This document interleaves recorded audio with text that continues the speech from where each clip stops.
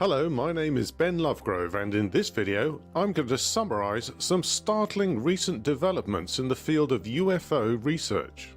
You've probably seen mentions in the press of the news that the US Navy is redefining how personnel should report UFO sightings. The story can be traced to an article published on the US news website Politico.com.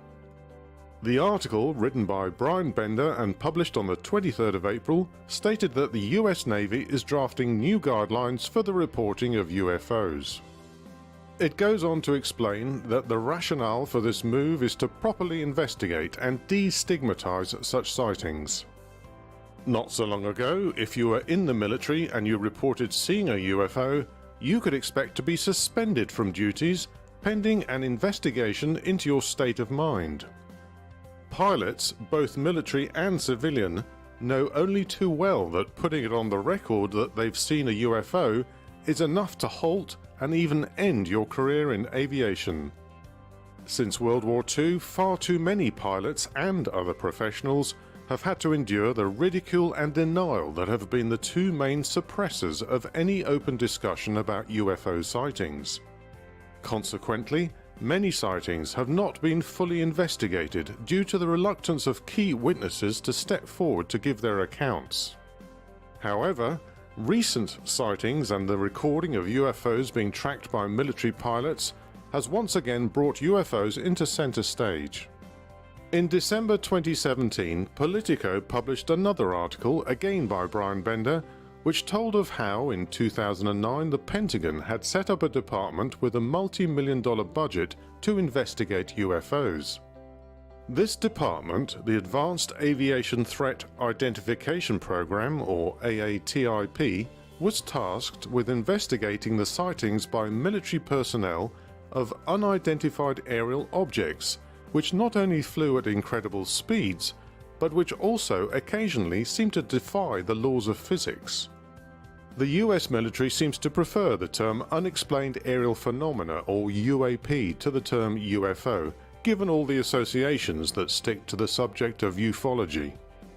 One of these airspace incursions occurred in 2004, when a UFO, or UAP if you prefer, was tracked for several days as it maneuvered around the USS Nimitz Carrier Strike Group.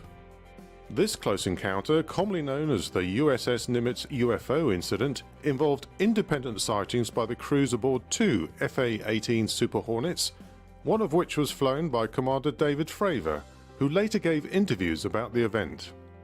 The UFO was also captured on infrared video footage on a clip later released into the public domain via the To the Stars Academy website, entitled 2004 USS Nimitz FLIR-1 video.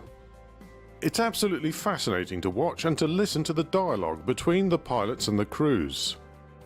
The object that was sighted has come to be known as a tic-tac UFO due to its shape, which you can plainly see in the video. Now obviously, any military power or sovereign state needs to be able to identify any aerial vehicles passing through its airspace.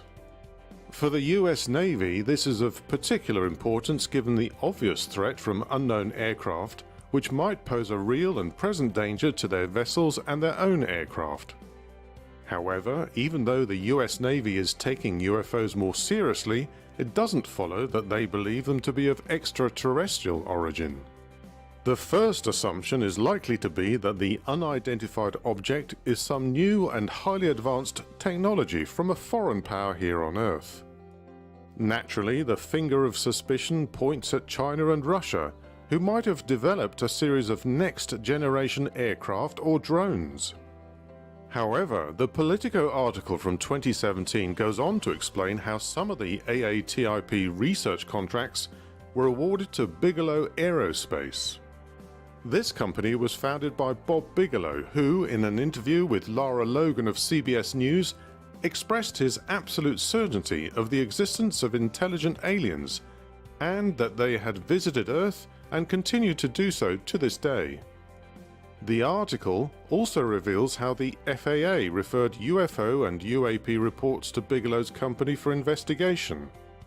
Then, after the department closed, the man who ran it, Luis Elizondo, retired and went public with a series of interviews and talks in which he expressed his own thoughts on UFOs and UAPs.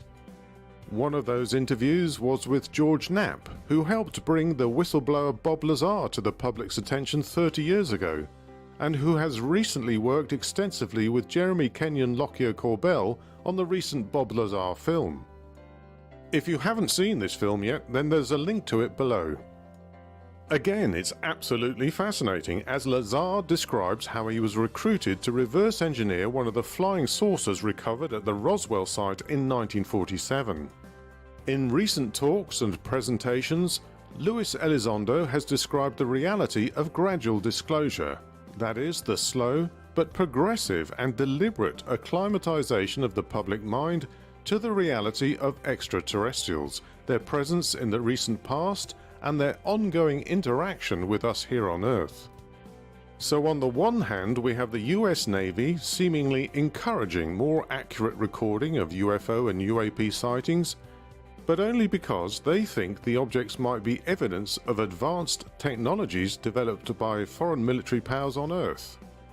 And on the other hand, we have a US Department of Defense project investigating UFO-UAP encounters, run by somebody who clearly supports the idea of disclosure, and which contracted out research to a company owned by someone who firmly believes in extraterrestrials. This is obviously only a brief review of some recent events worthy of much further investigation. What are your thoughts on these subjects? Post a comment below with your questions, theories, and opinions. Meanwhile, keep watching the skies, and if you do see a UFO, remember to record as much data as possible. See my channel for other videos giving advice on identifying and reporting UFOs.